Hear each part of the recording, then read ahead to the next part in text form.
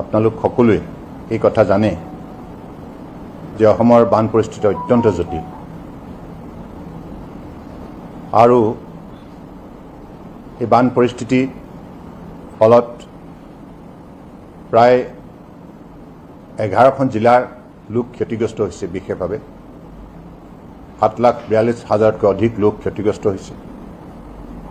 খেতিপথাৰৰ পৰা আৰম্ভ কৰি গৰু ম'হ বিভিন্ন ধৰণৰ ব্যৱসায়ী প্ৰতিষ্ঠান ক্ষতিগ্ৰস্ত হৈছে আৰু আটাইতকৈ বেদনাদায়ক কথা এতিয়ালৈকে প্ৰায় 47জনতকৈ অধিক নিৰীহ লোক এই বানত মৃত্যুবৰণ কৰিছে। এই মৃত্যুবৰণ কৰা প্ৰতিগৰাকী ব্যক্তিৰ বিদেহী আত্মাৰ চিৰশান্তিৰ বাবে মই ঈশ্বৰৰ ওচৰত প্ৰাৰ্থনা জনাইছোঁ আৰু মৃতকৰ শোকসন্তপ্ত পৰিয়ালবৰ্গলৈ সমবেদনা জ্ঞাপন কৰিছোঁ। আৰু এতিয়াও বহু সন্ধানহীন হৈ আছে। মই এই সন্দৰ্ভত ৰাজ্য চৰকাৰ মাননীয় মুখ্যমন্ত্ৰী ডক্টৰ হিমন্ত বিশ্ব শৰ্মা ডাঙৰীয়াৰ সৈতেও বাৰ্তালাপ কৰিছোঁ আৰু তেখেতৰ কাৰ্যালয়ে যি তথ্য মোলৈ প্ৰেৰণ কৰিছে গোটেই বান পৰিস্থিতিৰ সন্দৰ্ভত, সেই তথ্যৰ ওপৰত ভিত্তি কৰি আজি আমাৰ কেন্দ্ৰীয় চৰকাৰৰ কেবিনেট বৈঠকত বান পৰিস্থিতিৰ সন্দৰ্ভত বিতংভাৱে উল্লেখ কৰা হয়। আৰু আপোনালোকে জানে প্ৰথম দিনটোৰ পৰাই কেন্দ্ৰীয় ৰাজ্য চৰকাৰৰ মাজত এই ক্ষেত্ৰত বাৰ্তালাপ চলি আছে আৰু ৰাজ্য চৰকাৰৰ মাননীয় মুখ্যমন্ত্ৰী ডাঙৰীয়াকো কেন্দ্ৰীয় চৰকাৰৰ তৰফৰ পৰা স্পষ্টভাৱে এই কথা আশ্বাস দিছে যে কেন্দ্ৰীয় চৰকাৰৰ পৰা সকলো ধৰণৰ সহযোগিতা ৰাজ্য চৰকাৰক আগবঢ়োৱা হ'ব। গতিকে সেইবাবেই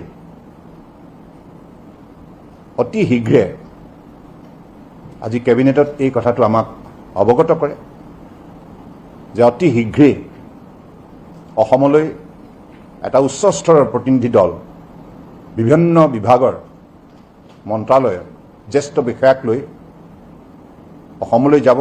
তেখেতসকলে ক্ষতিগ্ৰস্ত অঞ্চল ভ্ৰমণ কৰিব আৰু ক্ষয় ক্ষতিৰ বুজ ল'ব আৰু ৰাজ্য চৰকাৰে যি প্ৰতিবেদন প্ৰস্তুত কৰিব ক্ষয় ক্ষতিৰ ওপৰত আৰু কেন্দ্ৰীয় চৰকাৰৰ প্ৰতিনিধি দলৰ সৈতেও মত বিনিময় কৰি সেই প্ৰতিবেদনৰ ওপৰতেই আগন্তুক দিনত ৰাজ্য চৰকাৰলৈ আৰ্থিক সহযোগিতা আগবঢ়োৱা হ'ব।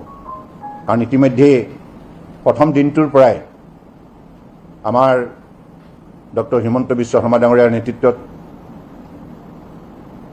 মুখ্যমন্ত্ৰী ডাঙৰীয়াৰ নেতৃত্বত ইতিমধ্যে ক্ষয় ক্ষতি অঞ্চলত অসম চৰকাৰৰ মন্ত্ৰী, অসম চৰকাৰৰ সাংসদ, বিধায়ক আৰু পঞ্চায়ত বিভিন্ন পৰ্যায়ৰ জনপ্ৰতিনিধিসকলে জিলা প্ৰশাসনৰ সৈতে মিলি ক্ষতিগ্ৰস্ত অঞ্চলৰ জনগণক উদ্ধাৰ আৰু সাহায্য অভিযানত আন্তৰিকতাৰ সহযোগিতা আগবঢ়াই আহিছে। গতিকে আমাৰ এই দুৰ্যোগপূৰ্ণ মুহূৰ্তত আমি সকলোৱে মিলিত প্ৰচেষ্টাৰে ক্ষতিগ্ৰস্ত অঞ্চলৰ ৰাইজক সহায় কৰিব লাগিব।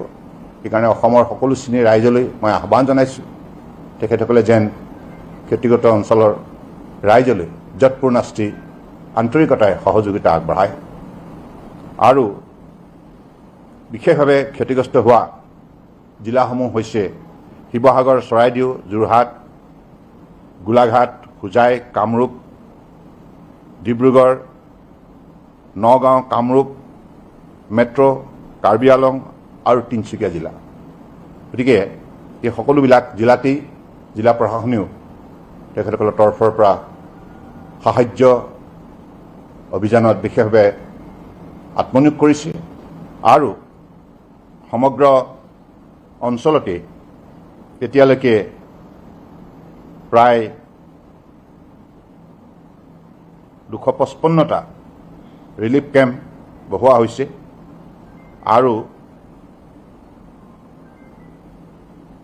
প্ৰায়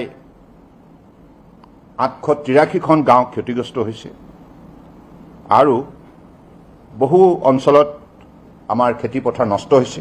গতিকে সকলোবিলাক কথা ইতিমধ্যে কেন্দ্ৰৰ পৰা যোৱা প্ৰতিনিধি দলটোৱে বিতংভাৱে পৰ্যবেক্ষণ কৰিব আৰু এই সন্দৰ্ভত ৰাজ্য চৰকাৰৰ সৈতেও বৈঠকত মিলিত হ'ব। ধন্যবাদ।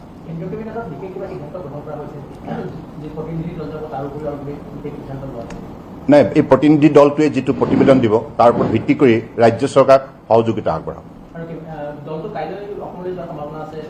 হয় হয়, 2 এদিনতে যাব তেখেত ইতিমধ্যে সিদ্ধান্ত।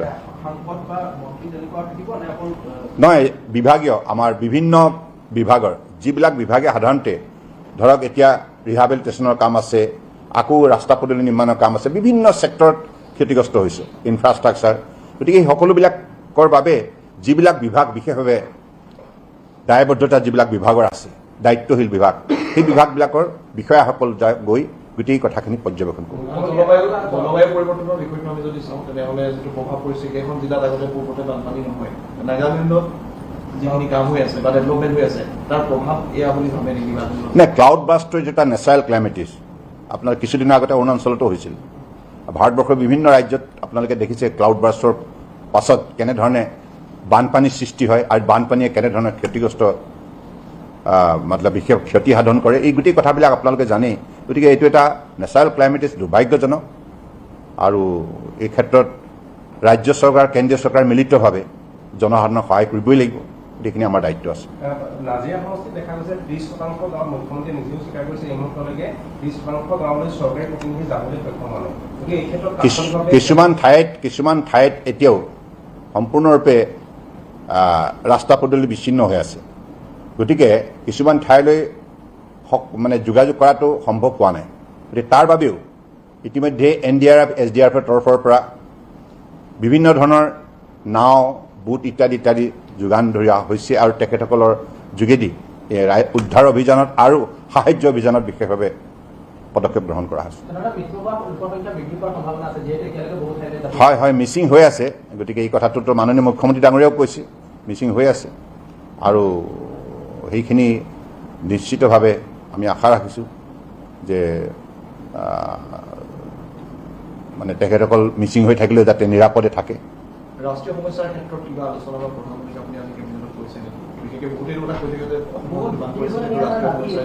নাই, এইটো বানপানীৰ সমস্যাটোতো এটা ৰাষ্ট্ৰীয় সমস্যা, কাৰণ ভাৰতবৰ্ষৰ যিকোনো ঠাইত যিকোনো সমস্যা হ'লে সেইটো এটা ৰাষ্ট্ৰৰ সমস্যা। ৰাষ্ট্ৰৰ এটা প্ৰান্তত যদি ঘটনা হয়, সেই ঘটনাটো ৰাষ্ট্ৰীয় সমস্যা হিচাপে গণ্য কৰা যায়।